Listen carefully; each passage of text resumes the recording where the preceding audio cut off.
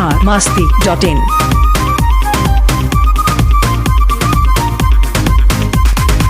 प्यार में तेरे हर जाए, छोड़ा पढ़ाई लिखाई।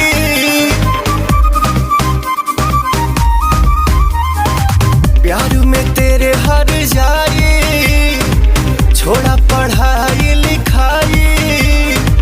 मामा के घर का बहाना तू करके जाके कर ली। क्या कर ली? सगाई।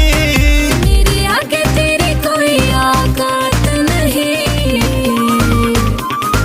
ऐसा है क्या? तो कोई बात नहीं, कोई बात नहीं ओ बेवफा, कोई बात नहीं। सच्चा वाला प्यार मैंने किया था तुझको, अपने जैसा तुमने समझ लिया मुझको। तेरे लिए रिश्ते नाते करके इग्नोर, नजरों में सबके गिरा लिया खुद को।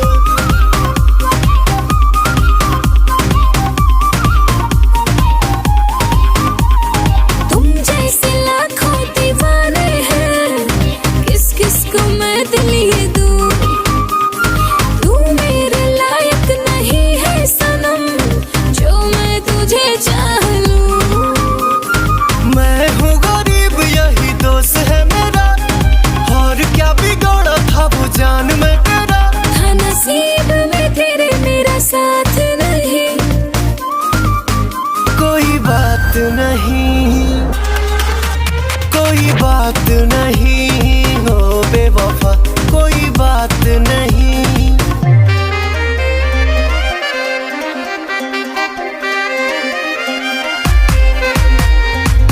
biharmasti.in।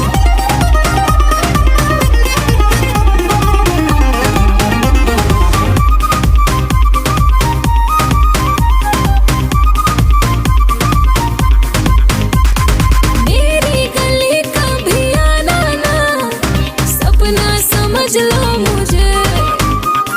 साजन आजाद बताएंगे, क्या चीज हूँ मैं तुझे। दुनिया से कह दो प्यार करना नहीं, किसी के लिए भी जीना मरना नहीं। तेरे संग मैंने किया कोई घात नहीं।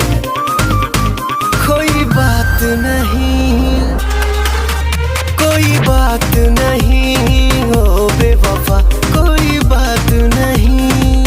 biharmasti.in।